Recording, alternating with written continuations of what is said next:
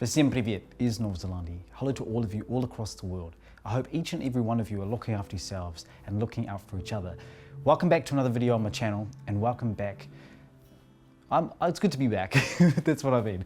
That's what I'm trying to say. What I want to talk about in this video is my 6 months that I did in Russia, and why it's important to me as a Russian New Zealand adoptee, and why it was important to me to connect with Russia like I did this year. And also I want to talk about my connection with my birth parents at the moment.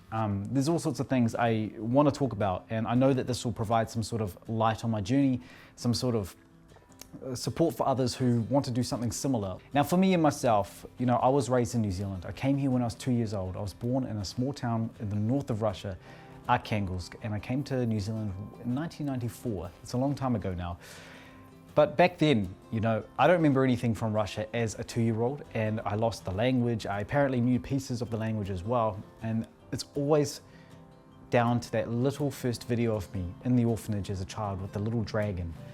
And I don't remember this, but it's the video that is always quite prominent to me as an adoptee.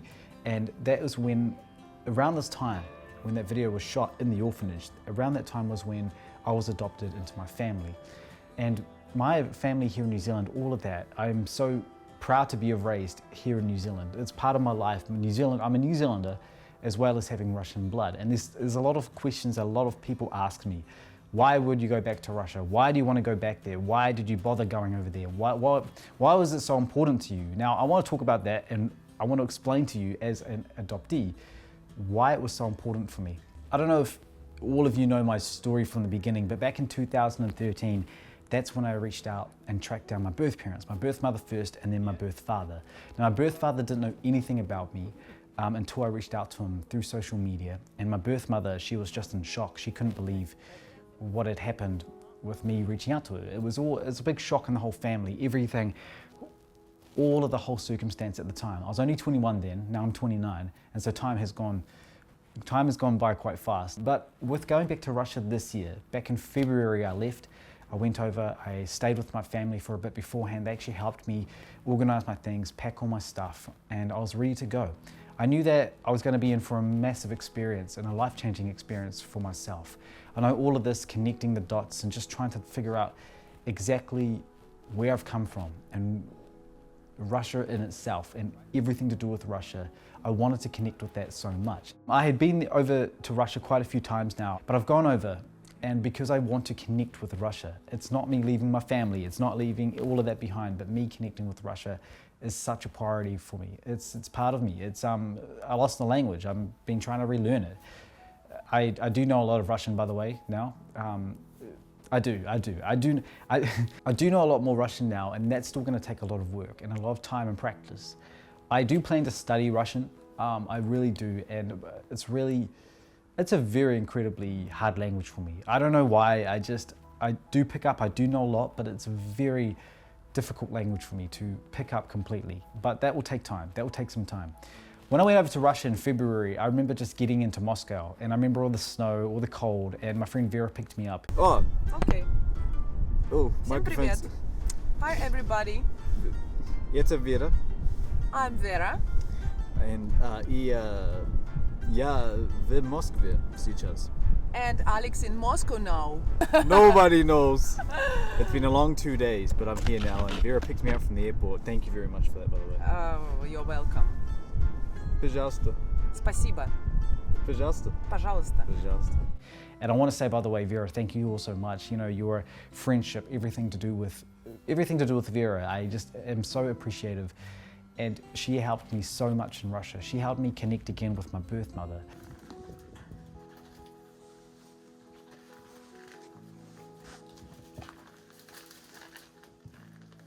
Привет, здрасте, здрасте. Здрасте. Саша.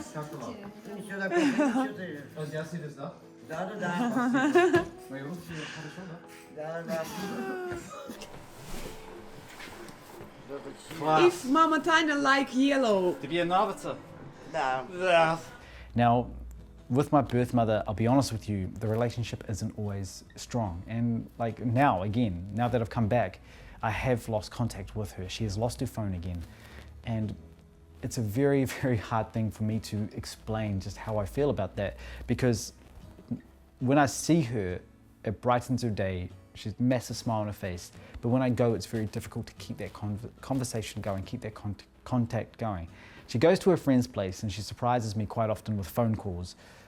Normally at like 3 in the morning, and it's during the day in Russia. So I get a phone call and Tatiana would be saying, Sasha, привет, это твоя мама, ну как дела? It's very nice to hear that. And I explained to her, I said, look, it's 3 in the morning. First of all, I don't always have my phone on overnight. I kind of turn it off at night. So I sometimes wake up to voice messages and things like that. So I know that she is trying, and I want people to put yourself in her shoes as well. And this is the thing that I've learned with going back to Russia this time. I've learned to put myself into my birth mother's shoes so much more, as well as my birth father's shoes, just how he has connected with me over the years, just his personality, his trust for me, and just his love from his whole entire family to my family. And so that's one thing that I've been learning over the last 6 months. Getting into Russia was very cold, and people often say to me, I'm sure it's cold 24/7 in Russia. Are you going to keep yourself warm? Are you going to take a jacket? Of course I have winter clothes, but I also have summer clothes. And I got here last night, and I'm here in Moscow right now, and it's beautiful. It's minus 14 degrees, and there's always just this big line of where they've cleared it off, and there's all the snow.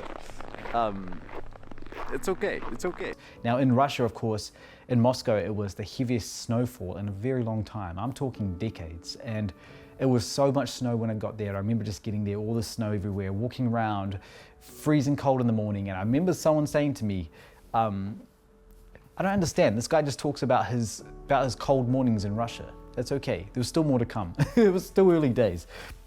But with being in Moscow, getting up in the morning, I stayed with a family down south in Moscow, and me connecting with that family, all of that, me connecting with them, me connecting with a few organizations in Moscow, me connecting with so many people in Moscow. And I love Moscow. People have different views on Moscow. You know, it's not Russia, they say, it's Moscow. Russia is not Moscow, and you need to see other places. And of course, I saw other places when I was there.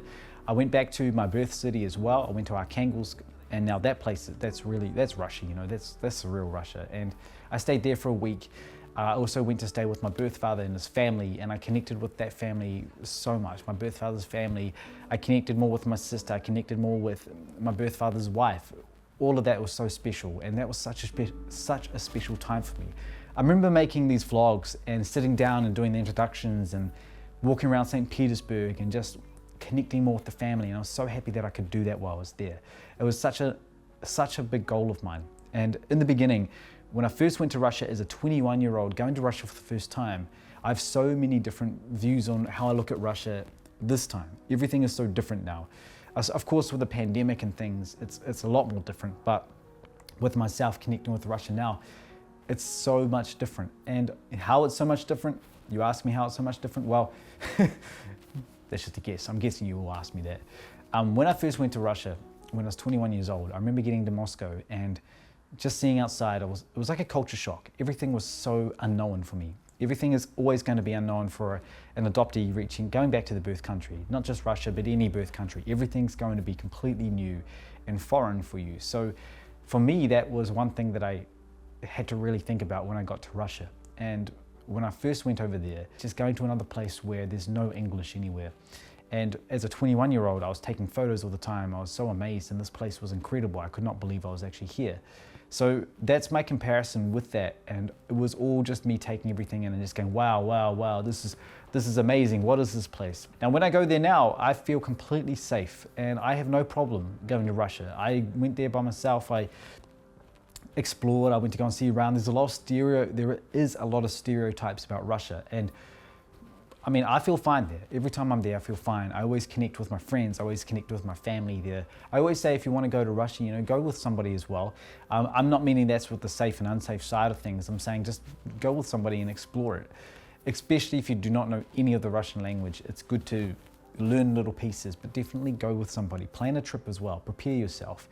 And as an adoptee, in the beginning, I prepared myself, and maybe this time I didn't really prepare myself so much, because I was like, okay, I've been to this, I was familiar. I was familiar with the country to a certain extent. Not completely familiar, but I was familiar a lot more than what I used to be years ago. Hello, привет. Arkhangelsk.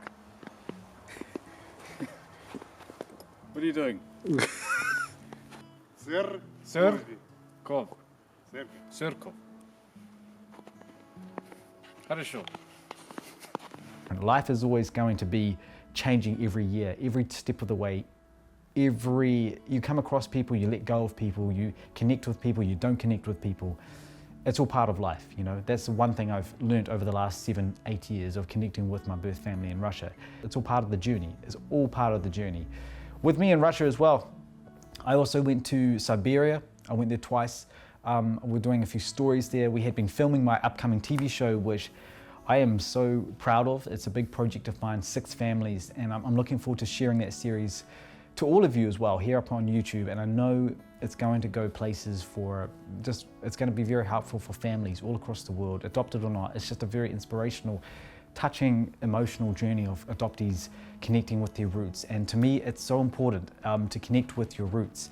When I say connecting with your roots, it doesn't have to just be birth family. It can be you connecting with that country, you connecting with yourself with that country. It doesn't always have to be connecting with your birth family. I always want to say that. I always want to say it's your choice. If you want to connect with birth family, that's your choice.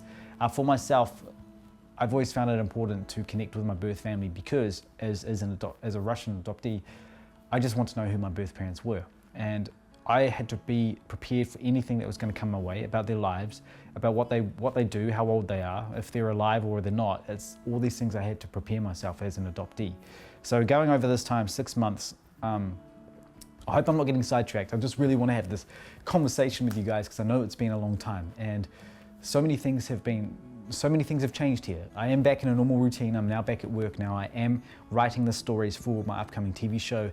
I am helping with the editors. We are putting something very special together and I can't wait to share that to all of you all across the world. And that's going to be such a special series because I guess my work and my charity, my I'm Adopted charity, my community, all of that stuff is so important for me. And it's been a long time coming, all over the years of all the progress and all the work and put together.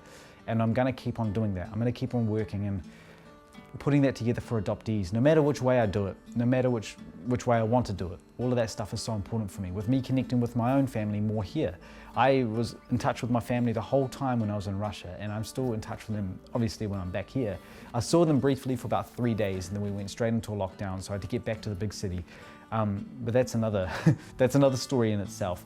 There's so many ways, and I've been connecting with so many friends who are also adopted, and you all know who you are, and I'm very thankful for that. Thank you all so much for following my journey here on my YouTube channel. Thank you all so much for just following my entire journey, however long you've been following my journey, whether it's from all those years ago up until now. I thank all of you, and I look forward to sharing so much more. And I know we're coming to another end of the year, and this year has been different. I know over the year I've been sharing all sorts of things on my channel, and things change, and we all grow older, and things change in life, you know. It's part of the journey of life. It's a circle of life, really. It's the path of life, if that makes sense.